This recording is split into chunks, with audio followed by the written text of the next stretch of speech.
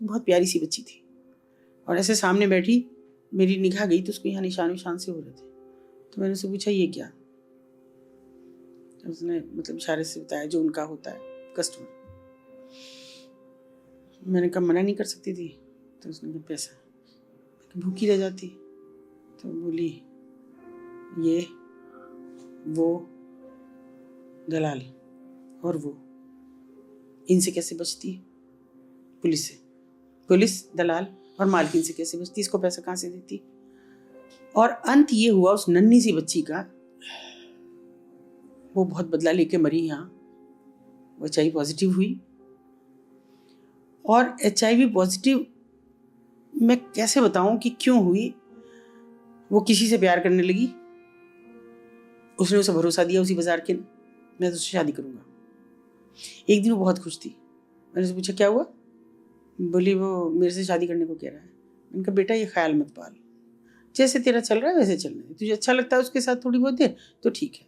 और उसके वहाँ एक सिस्टम और है कि हर कमरा ऊपर जो है वो नीचे दुकानें हैं उन्हीं मालिकों की, जो उन्हें ख़राब औरतें कहते हैं, मालिकों की नीचे दुकान है और हर कमरे का एक वो खुलता है नीचे, लेडर डलता है उसमें रस्सी वाला, कि जब लड़की को रेस्क्यू से बचा, रेड से बचाना हो उसमें को उतार दो। वो ढक दिया, उसमें वो पड़ा हुआ, पता ही नहीं लगता कि ये क्या है। रेड का क्या नाटक है? मतलब उसको रेड ही बोलते हैं, जैसे हम लोग जाएं जब, अच्छा आप जाएं जब तो हम रेड निकालते हैं। कभी कभी पुलिस भी कर देती है फर्जी रेड। तो लड़की उतारी, दुकान में चली गई। अब आप दुकान थोड़ी खुलवाएंगे, ये दुकान में रेड थोड़ी करेंगे कि दुकान में उतरी है, पता ही नहीं आपको तो कि वो खुल रहा है, नीचे रस्सी की सीढ़ी होती है। तो वो लड़की उसके सहारे उसको रोज सुबह 4 बजे मिलती थी, जो उसके नीचे रहता था। उसने उससे शादी का भरोसा दिया और जिस दिन उसने मुझे ये बताई, दुर्भाग्य मतलब मुझे भी शायद इतनी अकल नहीं थी, उसी दिन उसकी शादी थी उस लड़के की। मैं मानती हूँ, आज तक उसे अपनी गलती मानती हूँ। मैं उस लड़की को ले गई नीचे, मैंने कहा चल मेरे साथ। वो कहाँ ले जा रही है? वो मालकिन पूछ रही कहाँ ले जा रही हूँ? मैंने कहा ऐसे ही कुछ सामान दिलवाऊंगी इसे, ये इसके पास मेकअप का खत्म हो रहा है, ये कह रही थी मुझे दिलवाओ आप, जब मैं आपको माँ बोलती हूँ। तो भेज दिया मेरे साथ और 2 कदम पे उसका घर था, सामने से घोड़ी पे आ रहा था बैठा हुआ, घोड़ी चढ़ी हो रही थी उसकी। तो उसने मेरा हाथ छुड़ाया, वापस चली गई। मेरी हिम्मत नहीं हुई मैं दोबारा उसके पास वापस जाऊं। मैं भी महीनों नहीं गई, हिम्मत ही नहीं जुटा पाई कि मैंने ये अच्छा किया या बुरा। हो सकता है ऐसे ही टाइम चलता रहता उसका, इसी में ही थोड़ी सी खुशी ढूंढती रहती। मैं नहीं गई। और मुझे 3-4 महीने बाद उसकी मालकिन का फ़ोन आया। मैंने उसे कहा भी, मैंने कहा तू मुझे कैसे बुला रही है आज? बोली वो आ जाओ बस, और एक नर्सिंग होम का नाम दिया, वहाँ पे आ जाओ। मैं चली गई। अभी तो इतने सालों में इतना परिचय तो हो ही गया था कि भाई वो मेरे से ठीक ठाक व्यवहार करती थी, ये तो मेरे पीठ पीछे चगालियाँ देती हूँ, कुछ भी करती हूँ। मैं वहाँ गई तो वो ऐसे, जो इतनी खूबसूरत लड़की थी, लकड़ी का ढांचा होकर वहाँ पड़ी हुई थी।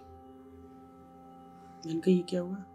मेरी दीदी इसको HIV पॉजिटिव हो गया, अब ये कोई भी मतलब किसी पल की मेहमान है और इसने कहा कि आपको बुला दूँ बस। तो मैंने उसका हाथ में हाथ लिया, उसके पास बैठी तो कहने लगी मुझे छुओ मत। मैंने कहा कुछ नहीं होता, तू मुझे बैठने दे, बता ये कैसे? तू तो वही प्रिकॉशन के साथ रहती थी, हम तो लगातार कंडोम्स भी बांटते हैं, सब चीज़ करते हैं, ये क्या है? तो बोली नहीं देखो, आपने मुझे दिखाया उसकी शादी, मुझे सच्चाई बता दी। इंटर पास थी वो लड़की, पहाड़ की लड़की थी। मैंने फिर प्रिकॉशन नहीं लिया। फिर मुझे कमाना था ना अपने बेटे के लिए, बेटा भी था उसका 5 साल का, मुझे अपने बेटे के लिए कमा के दीदी को देना था, मालकिन को। तो इसलिए मैंने कोई कस्टमर से रियायत नहीं की। मेरे पास तो आते हैं, आपको पता है सबसे ज़्यादा आते हैं, लेकिन मैंने 4 बजे उसके पास जाना नहीं छोड़ा। मैं हर दिन सुबह उसके पास जाती 4 बजे, और मैंने यही रोग उसे भी दिया है। अब वो भी किसी हॉस्पिटल में है, वो मर जाए मैं भी मर जाऊंगी। मैं ये इंतजार कर रही हूँ, भगवान से कह रही हूँ मुझे तब तक मरने मत देना जब तक वो ना मर जाए। और उसके जैसी उसकी खबर आई, मैंने कहा तुम्हें कैसे पता लगेगा?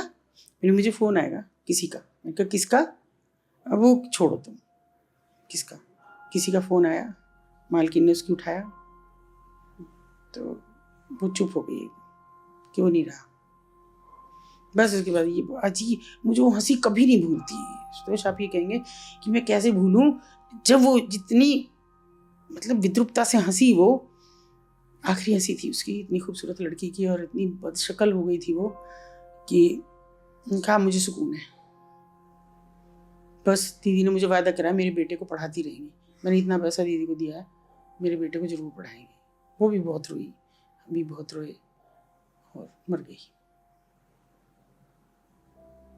We all know that this is a very serious issue and कहीं ना कहीं हम सब इसमें contribute करना चाहते हैं, but the biggest contribution that you can do is to share this video as much as possible and spread the awareness about this.